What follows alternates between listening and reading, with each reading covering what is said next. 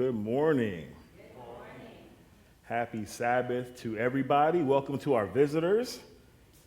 Nice to see you all on this beautiful day. A little warm, but still beautiful. How inspiring and how awesome was it to see the worship team up here with Roger leading, and just a beautiful, organic opportunity for prayer. That's what we're here to do. And for me, that was very inspiring. And I just like seeing us as a body take advantage of those opportunities to pray for each other and lift each other up. And it's a good segue to kind of what I'll be talking about today. So it's been a challenging couple of months. I think I shared that the last time I spoke. And the last couple of weeks have been a little challenging as well. So I was hoping to kind of shift gears and bring something a little more inspiring and encouraging, and I hope it will be inspiring and encouraging, but the reality of where I am is the reality of where I am. So in some aspects, I will be talking about hard times, Daddy, as the legendary Dusty Rhodes might say. For my wrestling fans out here, anybody? Dusty Rhodes wrestling? That's right, just me, that's okay. No worries, I'm used to that. Hard times, Daddy. That's what Dusty Rhodes used to say when he talked about difficulties. You know nothing about those hard times, Daddy. I'll tell you about hard times. And he would get all impassioned and excited as he talked about the things that he overcame. So it always makes me think of him when I say, hard times, Daddy. So as I reflected on the last couple of months and the last few weeks, especially last week, it really reminded me of the importance of doing life with other people. And that's something I like to say to people that I'm close with, family members, friends, is I tell them, hey man, you don't have to do life alone. You don't have to go at it by yourself. And it's something that is important for me to share with the people that I care about. Because there's so many ways that we can become distracted from our calling. There are difficulties that come with life. There are mistakes that are of our own ignorance, sometimes of our own stubbornness, bad choices. Sometimes it's the enemy jumping on a moment of weakness. Sometimes the circumstances of our life cause anger, grief, sadness, sometimes trials or illness or financial difficulties and burdens or raising children or marital struggles. All these things can really distract us from staying on that narrow path. When we feel like we've fallen from the Lord, when we feel like we're that one lost sheep of the 100, or when we simply feel beat down by life, how do we get through it? Now, there are a lot of different ways that I think we get through it. I think that we just saw a beautiful example of how we get through it when we saw brothers and sisters praying for one another. The different ways that we get through it are different depending on the season. Prayer, fasting, Bible study, key components through getting through sometimes. But today I want to focus on another element of getting through it, and specifically that is with the support of our brothers and sisters. Now, as I just mentioned, we saw a beautiful example of supporting our brothers and sisters when we saw Miss Tanya and William right in the moment say, no, let's pray about this right now. Let's beseech our Father right this minute. Beautiful example of supporting our brothers and sisters. So I want to take a look at a couple of examples of supporting our brothers and sisters, and then I'll kind of weave it together in the end and kind of bring it to the relevancy of what's been happening with me. So we're going to look first at the relationship and friendship between King David and the son of King Saul, Jonathan. So turn with me, if you will, to the book of 1 Samuel.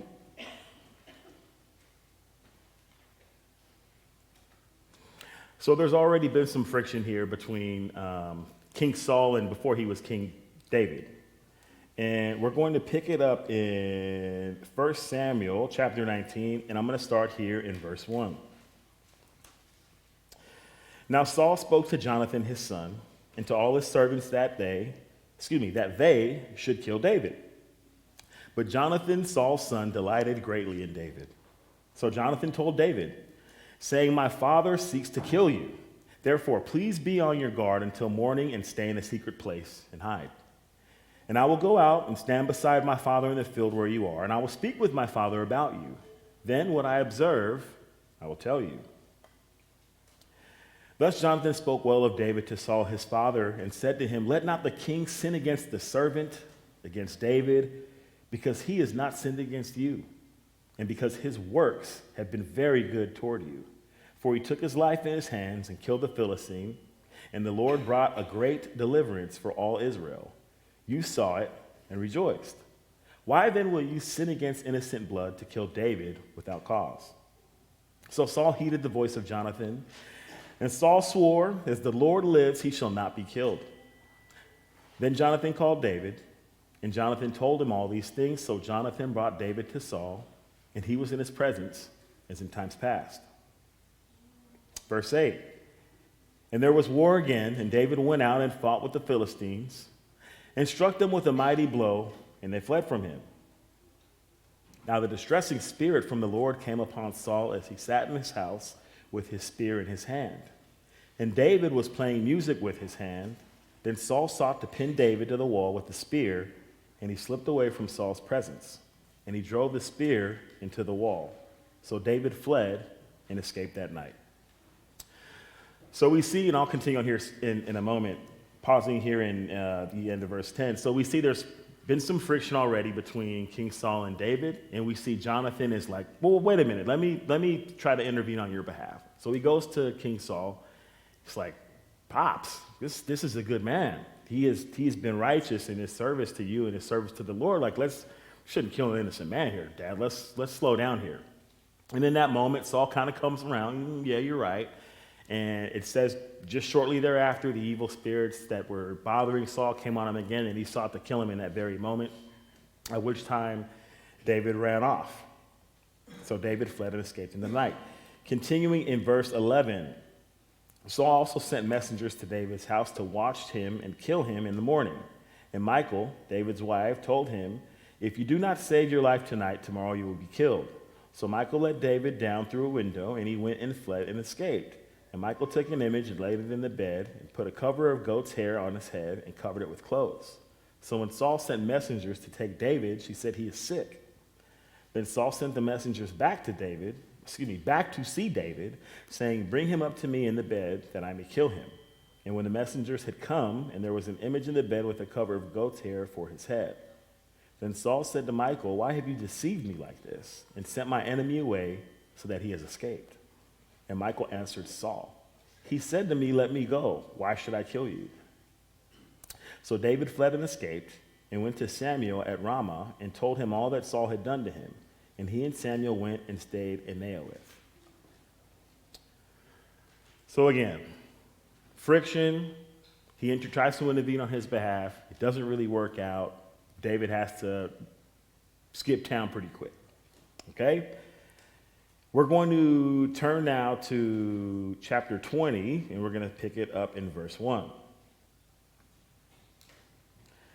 So Saul's seeking after David at this time. David's essentially on the run. He's bouncing around to different places, hiding in caves, going to different strongholds, going to where he has men that will look after him, people that will smuggle him and his men food, etc., so forth. They're just kind of on the run here. So we pick it up here in chapter 20. 1 Samuel chapter 20, starting in verse 1. Then David fled from Naioth and Ramah and went and said to Jonathan, what have I done? What is my iniquity and what is my sin before your father that he seeks my life? So Jonathan said to him, by no means, you shall not die. Indeed, my father will do nothing, either great nor small, without first telling me. And why should my father hide this thing from me? It is not so. Then David took an oath again and said, your father certainly knows that I have found favor in your eyes. And he has said, do not let Jonathan know this, lest he be grieved. But truly, as the Lord lives, and as your soul lives, there is but a step between me and death. So Jonathan said to David, whatever you yourself desire, I will do it for you. And David said to Jonathan, indeed, tomorrow is the new moon, and I should not fail to sit with the king to eat. But let me go that I may hide in the field until the third day at evening. If your father misses me at all, then say, David earnestly asked permission from me that he might run over to Bethlehem, his city, for there is a yearly sacrifice there for all the family. If he says thus, no, Siri's talking while I'm teaching, don't mind that. If he says this, it is well. your servant will be safe. But if he is very angry, be sure that evil is determined by him. Therefore, you shall deal kindly with your servant, for you have brought your servant into a covenant of the Lord with you. Nevertheless, if there is iniquity in me, kill me yourself, for why should you bring me to your father? But Jonathan said, far be it from you, for if I knew certainly that evil was determined by my father to come upon you, then would I not tell you? Then David said to Jonathan, who will tell me, or what if your father answers roughly? And Jonathan said to David, verse 11, come, let us go into the field. So both of them went out into the field. Then Jonathan said to David, the Lord God of Israel is witness. When I have sounded out my father sometime tomorrow, or the third day, and indeed there is good toward David, and I do not send to you and tell you, may the Lord do so and much more to Jonathan. But if it pleases my father to do evil to you, then I will report it to you and send you away that you may go in safety. And the Lord be with you as he has been with my father. And you shall not only show me kindness of the Lord while I still live, that I may not die, but you shall not cut off your kingdom from my house forever, no, not when the Lord has cut off every one of the enemies of David from the face of the earth. So Jonathan made a covenant with the house of David, saying, let the Lord require it at the hand of David's enemies. Now Jonathan again caused David to vow, because he loved him, for he loved him as he loved his own soul. So we see here the circumstances of David's life are pretty dire. He's on the run from the king. The king is seeking to kill him. And one of his strongest advocates at this time is the son of the king, one who he loves as himself, as we read in the scripture. One who he loves as himself. You know, he says, my father would never do anything great or small without telling me. He advocates on his father's behalf when this friction first arises. He's doing all these different things to show his loyalty and his love to his best friend in the world, David, to the point that he made a vow before the Lord. He said, basically, if I'm dishonest with you, if I am conspiring with my father to kill you, then let whatever is to happen to you happen to me even worse, right? And he makes him promise, but make sure that in the wake of this, that my house is never cut off from you. We are as one. We are brothers. We are bonded. Which I thought was just a beautiful example of being with your brother. And not only is he standing with his brother, but he's standing with his brother when he's being pursued by his own father, right? So that was, to me, a very, very powerful example of supporting your brother in multiple different ways. Not only am I going to essentially plead for your life, but I'm going to make sure when we're not really sure about things, I'm going to go ahead and be a spy of sorts and really fill this thing out so that if that's not the case, then my brother can live. I can warn you to take heed and get out of town. And we saw how that story ended up playing out. We see here, I'm going to pick it up here actually in chapter 23. So this is the last time that Jonathan and David have an interaction before Jonathan is killed. And it was another strong example to me of standing with a brother, of not doing life alone. So here in chapter 23, we're going to pick it up in verse 14. 1 Samuel chapter 23, verse 14. So again, King David's still on the run, still, dodging King Saul, still hiding in caves, hiding in strongholds, still very much on the run. And we pick it up here in chapter 23, verse 14. And David stayed in strongholds in the wilderness and remained in the mountains in the wilderness of Ziph. Saul sought him every day, but God did not deliver him into his hand.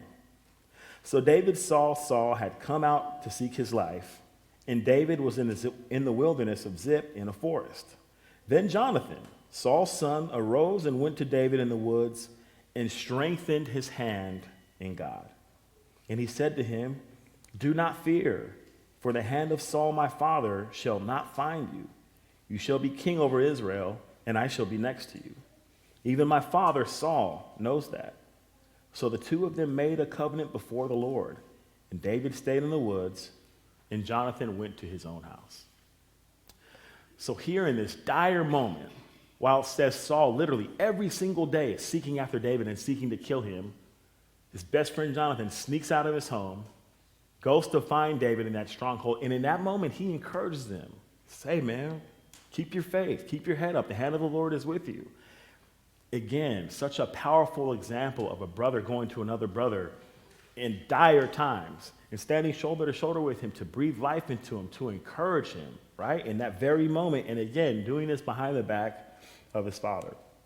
Just a powerful example to me of true brotherhood, of going above and beyond and really showing what that looks like. We're going to take another look at another example here, and we're going to look at the relationship between Ruth and Naomi. So if you will, turn to the book of Ruth with me.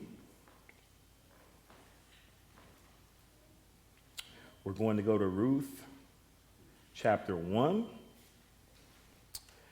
And I'm going to pick it up starting in verse 3 where we meet Naomi. Then Elimelech, Naomi's husband, died, and she was left.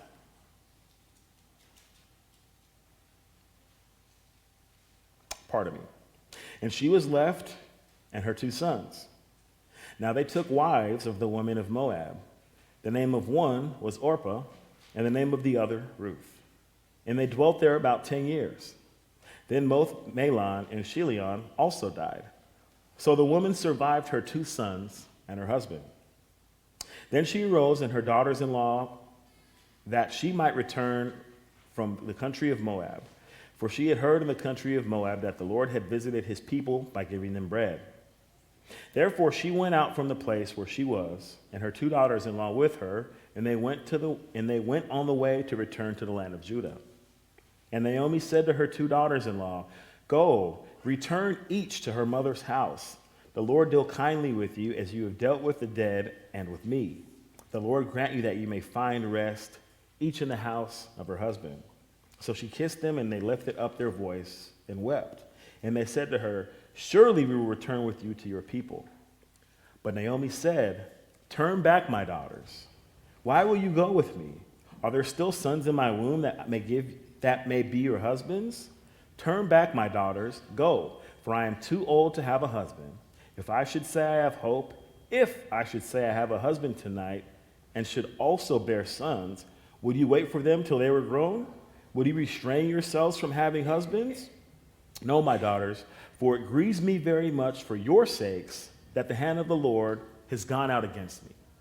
So we see here Naomi, she's lost her husband. 10 years later, she's lost both of her sons. And she's here with her daughter-in-laws who have been faithful and serving with her. And she says, "There's nothing left for me. There's nothing left for me here.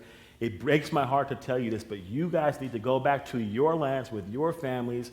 May God be with you, but there's nothing I can do," right? And they're pleading with her, "No, we love you. We want to stay with you." She's like, even if miraculously I was in the position to bear more sons and to have a son in waiting for you to take you as a wife, would you then wait? Would you restrain yourself from having a husband for 20 years? No, this is best. It breaks my heart, but go back to your families, go back to your people, essentially that you may have a better life without me, right? So this is a very selfless thing that Naomi is attempting to do, and she's being stubborn in this, right? And some people would say understandably so.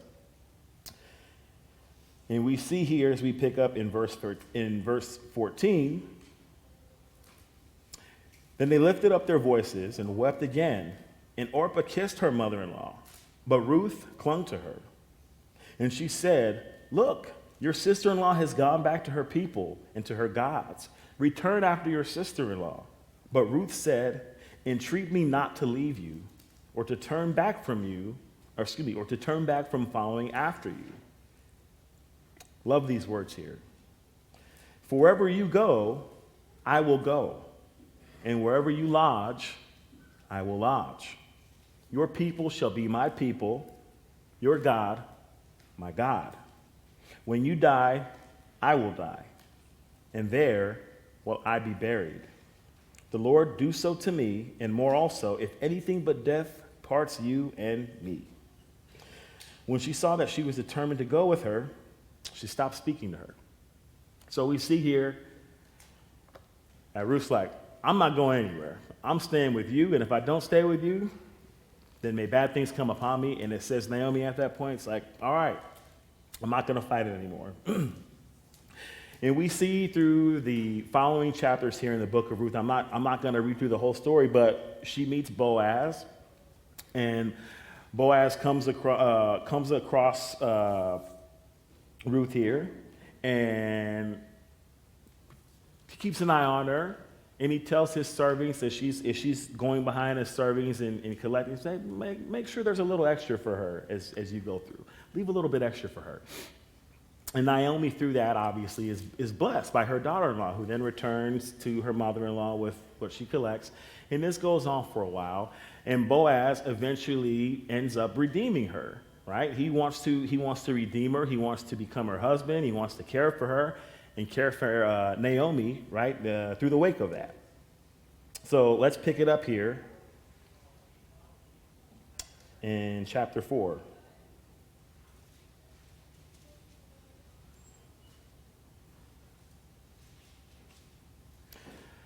So again, we see that Boaz redeems her.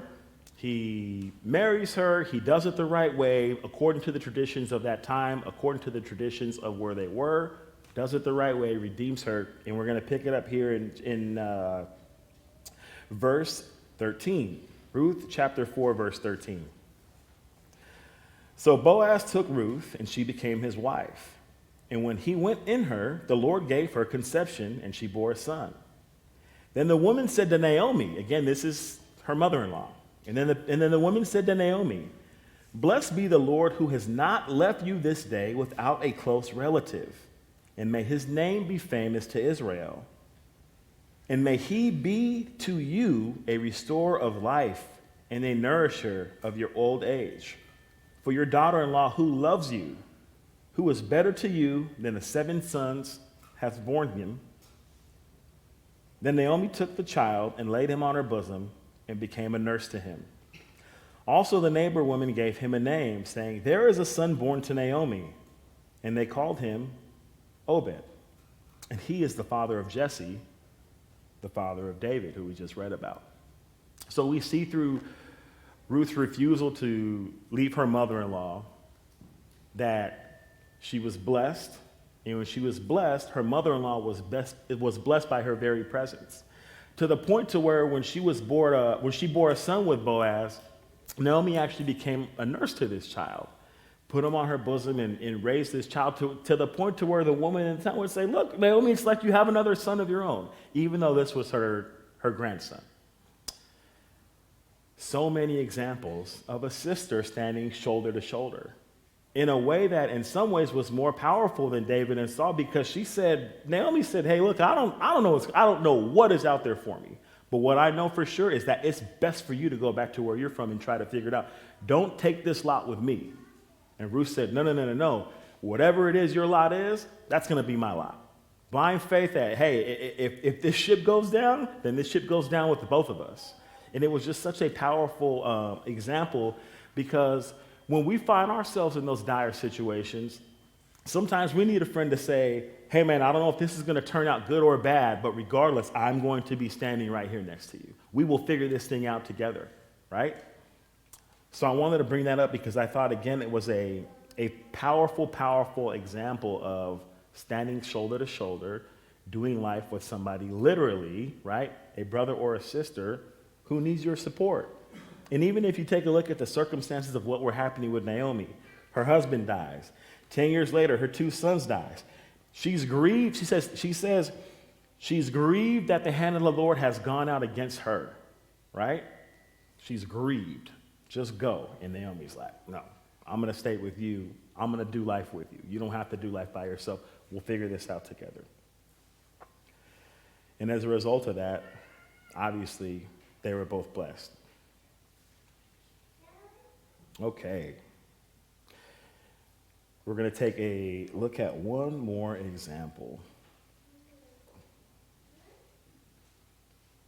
And this is going to be in the book of Job.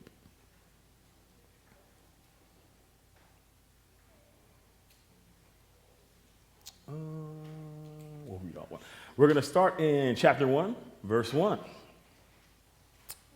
There was a man in the land of Uz whose name was Job.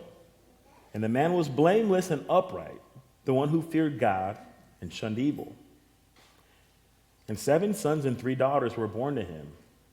Also, his possessions were 7,000 sheep, 3,000 camels, 500 yoke of oxen, 500 female donkeys, and a very large household, so that this man was the greatest of all the people of the East. And his sons would go and feast in their houses, each on his appointed day, and they would send and invite their 3 sisters to eat and drink with them. So it was, when the days of feasting had run their course, that Job would send and sanctify them. And he would rise early in the morning and offer burnt offerings according to the number of them all. For Job said, "It may be that my sons have sinned and cursed God in their hearts."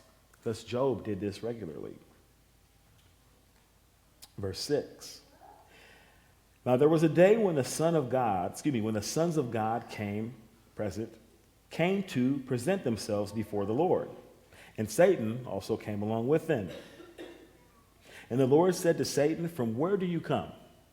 So Satan answered the Lord and said, "From going to and fro on the earth, and from walking back and forth on it." Then the Lord said to Satan, "Have you considered my servant Job, that there is none like him on the earth, a blameless and upright man, one who fears God and shuns evil?" So Satan answered the Lord and said, Does Job fear God for nothing?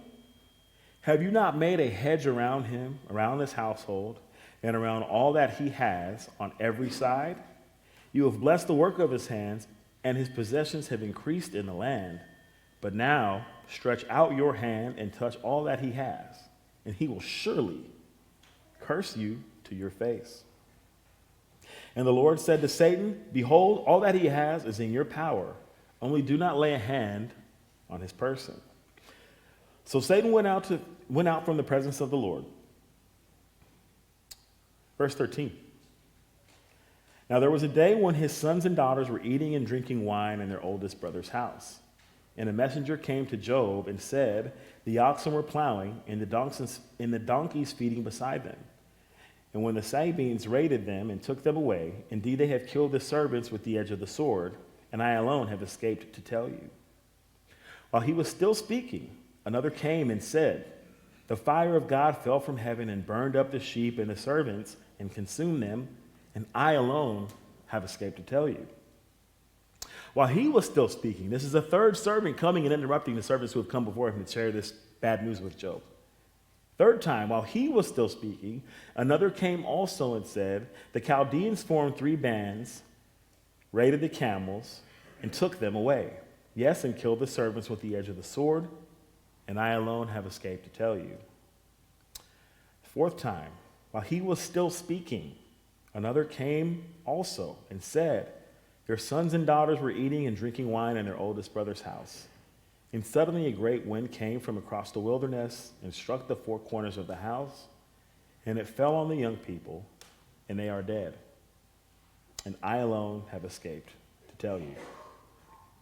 Then Job arose, tore his robe, and shaved his head, and fell to the ground. And what did he do? And worshipped. And he said, "Naked I came from my mother's womb, and naked shall I return there. The Lord gave, and the Lord has taken away. Blessed be the name of the Lord." In all this, Job did not sin, nor charge God with wrong. We read through that account of the first chapter of Job, and it's so overwhelming. The trials, the difficulties, just the horror of bad news that comes, to the point that each servant who came to share bad news with him was interrupted 5 times, we just read. And it's like we read this stuff like it's a Disney movie. But this was the circumstances of his life. We read this like this is the beginning of the story where some hero comes and marches in. But no, this is his life. This was Job's life. This is what happened to him, right? And it's a terrible example of how quickly things can change in our lives. You never know what's coming. And when all this stuff happened to Job, says he shaved his head, he tore his clothes, and he got down and he worshiped the Lord. And I thought that was a really poignant thing. But what I want to pick up and point out is in chapter 2, starting in verse 11. So it gets worse for Job before it gets better. It gets much worse for Job, and it goes on for a long time. But we see in chapter 2 that Satan goes back to God and talks with him some more about Job, and God essentially grants him more permission to torment Job in other ways, okay? But do not take his life, right? And we're going to pick up the story here in verse 11. Now, when Job's 3 friends heard of all this adversity that had come upon him, each one came from his own place. Eliphaz, the Temanite, Bildad, the Shuhite, and Zophar, the Naamathite, for they had made an appointment together to come and mourn with him and to comfort him. And when they raised their eyes from afar and did not recognize him, they lifted their voices and wept. Each one tore his robe and sprinkled dust on his head towards heaven. This part here, verse 13. So they sat down with him on the ground 7 days and 7 nights, and no one spoke a word to him, for they saw his grief was very great. Says his friends came, and for 7 days and 7 nights, they did not speak a word to him, for they saw his grief was great. Some people may read that and feel like it is cold or callous. Like, how can you approach your friend when this has happened and not say everything for a full week? And there's a story I'm going to read to you guys in just a second here that I think beautifully encompasses some elements of that, sitting there and not saying a word for 7 days and 7 nights. So bear with me, and bear with me if I've shared this with you guys before. This is something I've shared with a lot of people. I think it's very, very powerful.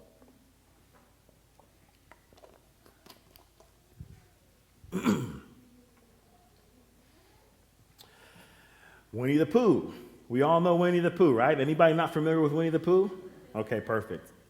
Eeyore. Eeyore is a character that comes up a lot in behavioral health circles because for all intents and purposes, it appears that Eeyore suffers from clinical depression. Okay? So I'm going to read this little story that I really like. It occurred to Pooh and Piglet that they hadn't heard from Eeyore for several days. So they put on their hats and coats and trotted across the 100-acre wood to Eeyore's house. Inside the house was Eeyore. "Hello, Eeyore," said Pooh. "Hello, Pooh. Hello, Piglet," said Eeyore in a glum-sounding voice. "We just thought we'd check on you," said Piglet, "because we hadn't heard from you, and so we wanted to know if you were okay." Eeyore was silent for a moment. "Am I okay?" he asked eventually. "Well, I don't know, to be honest. Are any of us really okay? That's what I ask myself. All I can tell you, Pooh and Piglet, is that right now I feel rather sad and alone and not much fun to be around at all." "Which is why I haven't bothered you, because you wouldn't want to waste your time hanging out with someone who is sad, alone, and not much fun to be around at all, now would you?" Pooh looked at Piglet, and Piglet looked at Pooh, and they both sat down, one on either side of Eeyore in his stick house. Eeyore looked at them in surprise. "What are you doing?" "We're sitting here with you," said Pooh, "because we are your friends, and true friends don't care if someone is feeling sad or alone, or not much fun to be around at all. True friends are there for you anyway. And so we are here. Oh, said Eeyore. Oh. And the three of them sat there in silence. And when Pooh and Piglet said nothing at all, somehow, almost imperceptibly, Eeyore started to feel a very little bit better. Because Pooh and Piglet were there, no more, no less.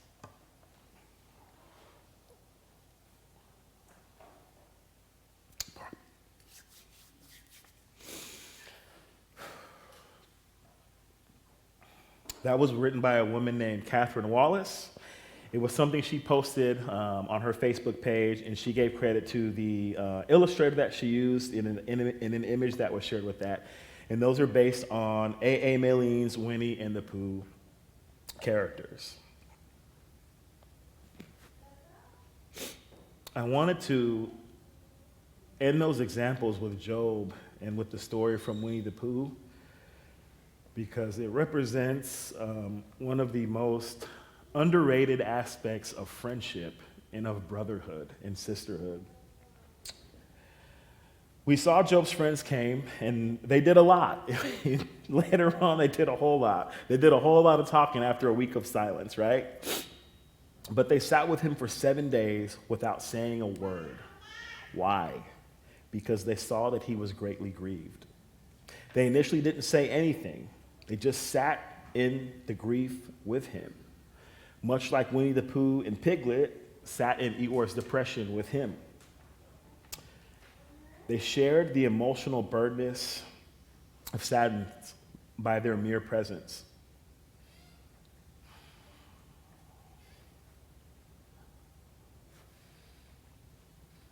Woo! I don't know I was going to get this emotional today. I apologize. Oh, man.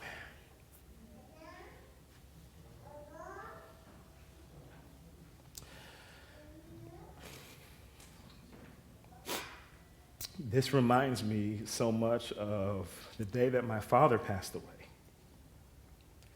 And I don't remember much after my mom told me that he had passed away. He had had some health struggles, and I heard a commotion, and I woke up, and I remember I heard the commotion, and I knew immediately what she was going to tell me.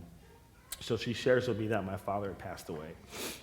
And I don't remember, that was in the morning, I don't remember the whole day. But I remember I went to hang out with a good friend of mine and his girlfriend. They had their own place, and I hung out with them a lot, and they didn't bug me, and they didn't ask me questions. They're very, very close friends of mine. So I told them what happened. They said, hey, we're here if you want to come over. And later on I said, yeah, I'm going to come over. So we had some beers, and we hung out, and we talked. And I remember his girlfriend was this exquisite baker, and I remember she baked me the most delicious cake I've ever had in my life. I was like, whoa, what is this? She's like, I just wanted to bake this cake for you. We're sorry. And we didn't talk about much of anything of significance. But I remember we just sat in their living room for hours. And I remember when I felt so alone, how comforting it felt to have somebody who was willing to sit in that discomfort with me. And sometimes when we don't have words to say, and we don't have anything encouraging to say, or we don't have a scripture that comes to mind, sometimes just sitting with people is an important way of showing support. I sat with one of my best friends a week ago tonight, and his father unexpectedly passed away.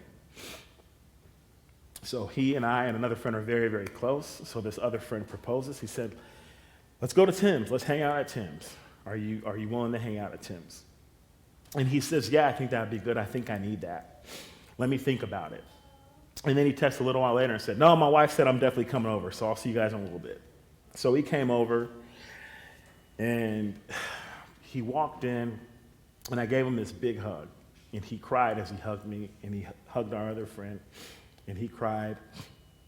And we grabbed a couple of beers, and we sat down that back, and I think there was a fight on, and he shared stories of his father, and we all knew his father, great guy, and we shared stories of his father, and we laughed, and we cried, and we would take a minute and watch a couple minutes of the fight, and then he would bring up some comment about the business of what needed to be done, arranging a memorial, and going to his mom's house and having to do this, and then we would watch the fight for a minute, and it would be quiet, and he'd share another memory, and this went on for most of the evening. And when he left, he said how much he needed that, how much he needed just to be with us, just to sit with his friends. In those moments when he may have otherwise been sitting on the couch or in his backyard or laying in bed with the emotional weight of his new reality, he needed his brothers to share that emotional burden with him. I was talking to, ironically, his cousin, who was another very dear friend of mine. And he's one of the friends who checks on me regularly. I talk to him almost daily. He's one of the few people that does that. I'm a checker-oner, but there's not a lot of people who check on me. He's one of the people who checks on me, and I really appreciate him for that. And I want to leave you with what I shared with him. And this is something that I shared with him some time ago, and he said it very strongly resonated with him. Part of the journey, part of being a brother, is feeling with our brothers and sisters. It's important to feel when people we love feel. It's good. It's part of that connection. We celebrate each other's successes, life milestones, weddings, graduations, birth of children, promotions at work. We feel that. We're happy too. But when things aren't so good, illness, marital issues, parental struggles, death, funerals, it is important that we still feel with them and experience both the good and the bad with them. That's what makes our bonds so special. That's what it means when you tell a brother they don't have to do life alone. The highs and the lows, and when the shoe is on the other foot, your brothers and your sisters come stand with you, shoulder to shoulder, brother to brother, sister to sister. You don't have to do life alone. Happy Sabbath.